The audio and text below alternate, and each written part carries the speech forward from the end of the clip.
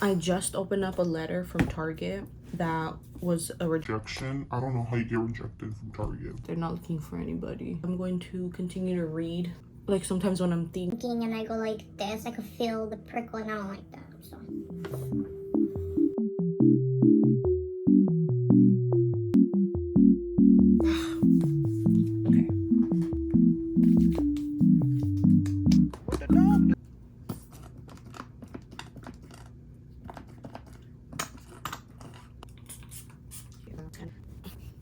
You're probably wondering, where did we leave off? At 11 p.m. at night. I don't know how long these Reva parties went. The girl that HUD was dating, they ended up walking in the shore, and he ended up telling her that he didn't tell his brother that they were going out. Instead, he said he would think it was a good or a bad idea, and he said, I don't even want to think about that. Now it's 11 p.m. and I don't know what happens at 11 p.m. We're about to find out.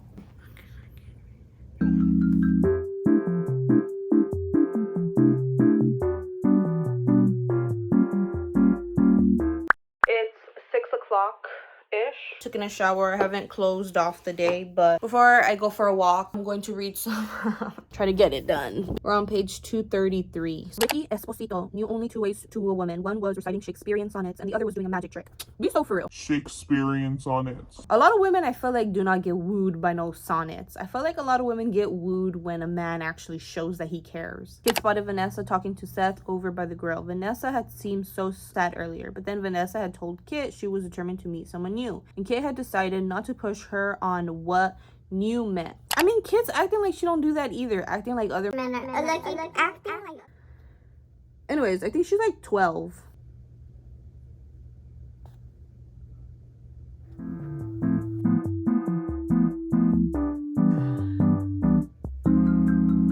Kit is a lesbian, and she and Nina and them, they have another sibling named Casey, who doesn't look like them, but they think that she might be their sibling.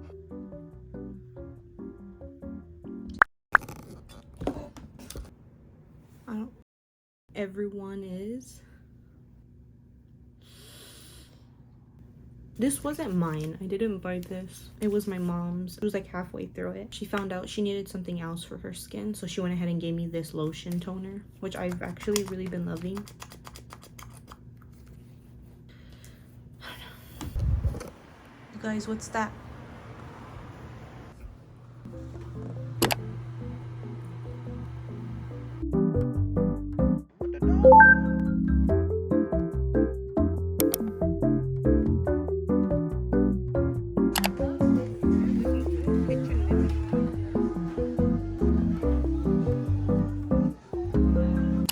I just got back home. I ordered a chicken bowl. We got some bread. We have some Bath and Body Works. And I got some stuff for the fall. We have this autumn, some Halloween stuff.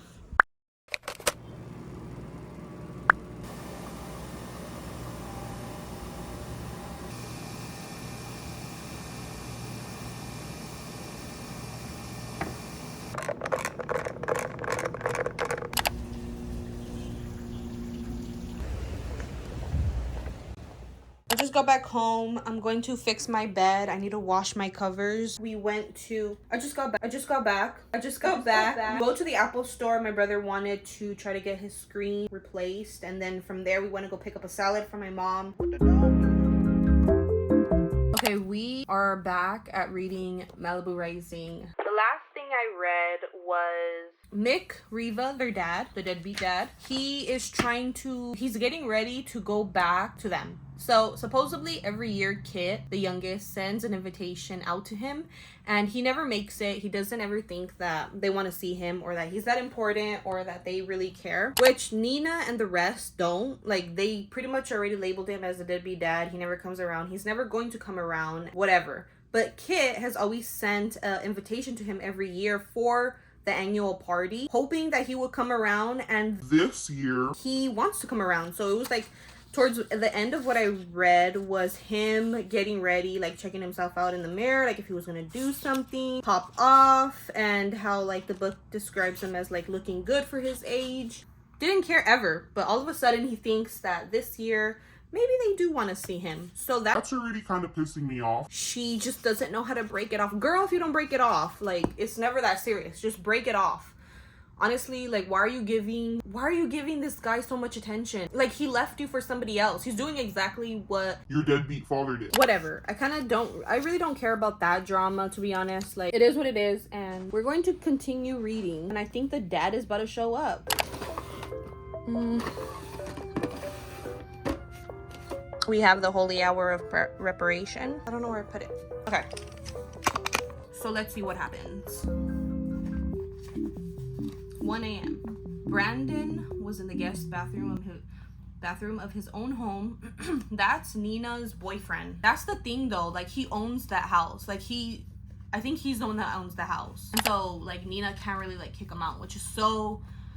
Brandon was in the guest bathroom of his own home, looking in the mirror. He was pretty buzzed already, heading straight to drunk, and he was staring at himself, wondering how he had made so many mistakes in such a small span of time. How could he have done all of this to Nina? She had weathered so many things so young, and he had always liked to think of himself as the beginning of good things for her. He liked to think that maybe in some small way he was her knight in shining armor. Be so for real. And then, like a moron, he started sleeping with Carrie Soto. Wait, what? Isn't that a girl from another book? Another one of Carrie Soto's Rising? Isn't that her? Isn't she from another book? Whoa, is it connected? Okay, comment down below, is it connected? Okay, wait, I like that. But he started sleeping with her. There should be a way to undo your fucks, not just redeem yourself for them, but actually undo them. Make them so that they never happen. He wanted to take back every second of heart. I really don't care about his background. Like, I'm gonna be so honest right now, I really don't care, like, his pity story. He knew his father would have been disappointed by his lack of sportsmanship.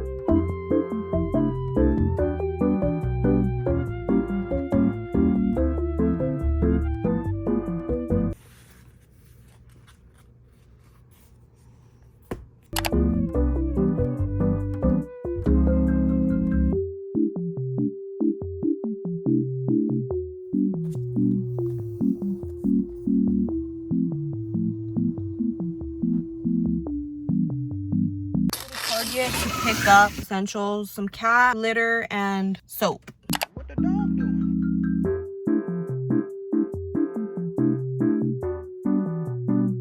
But now the most is this one. This is one of those. I'm not gonna lie. I'm not gonna lie. Or would I lie? Why would I lie? I'm really sleepy and I don't want to read. I do want to finish this book. I feel like I really could do it. I'm on page 286. And so far what I've read is more about who Carrie Soto is in this book. So far she's the one that cheated. She's the one who got with Brandon because He was like, you're either really gonna be with me for true love or don't leave your wife at all. he ended up making her leave. He ended up making her break up a relationship that he was never serious about. There's 369 pages for the whole story. I am on page 326. So basically right now Mick is at the party. He's talking to Jay, Hud, and Kit, and they're all listening to him. They never been through his promises, him lying, so they have no reason to really discredit him other than the fact that he wasn't there when their mom died and he's just never been around. So that's really all they have. Nina has more experience because she's the oldest, so she knows how wrong he's already done her and June, so she kind of has more. So he kind of like isolates them to kind of like divide and conquer, win them over, and then he'll in his head he's like, I'll win Nina over last.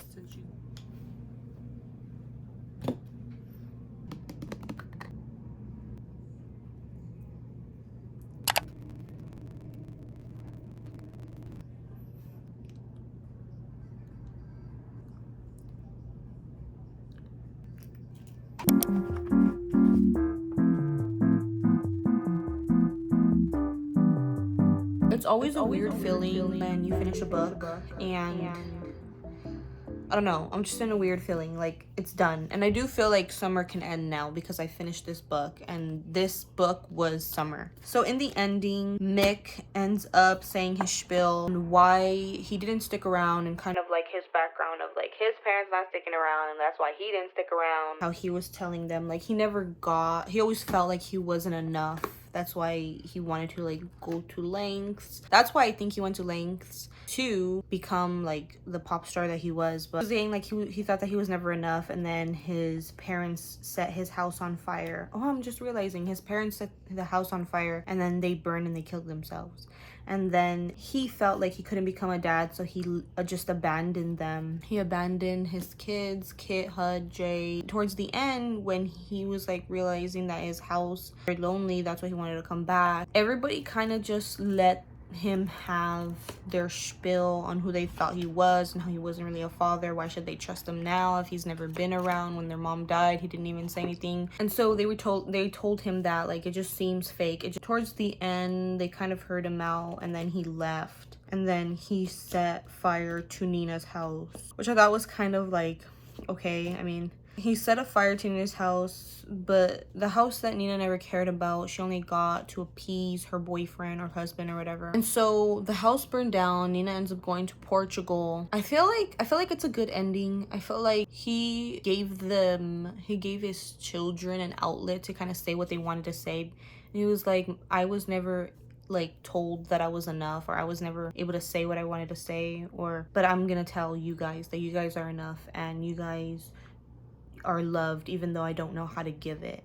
And I was like, all right, that's kind of sad, but whatever. He kind of just like accepts that they don't need him in their life, and nor do they want to. Like, it's too much emotional baggage to accept him back into his life, so he just leaves like accepting that. He ends up hitching a ride because his car was, long story short, stolen. And so it kind of goes back, like he's kind of like very humbled at the end to where he needs to hitch a ride, and then he helps Nina like leave her house that she never wanted by setting it on fire. So it was kind of cathartic, better than average, but I wouldn't read it again. But I do like the ending and kind of like the pace of it going back and forth with saying about the grandparents, June, their dad, and then them, and then even like the fact that one of them is going to become a parent, so like the future. Compared to the last one, I would say it wasn't as good.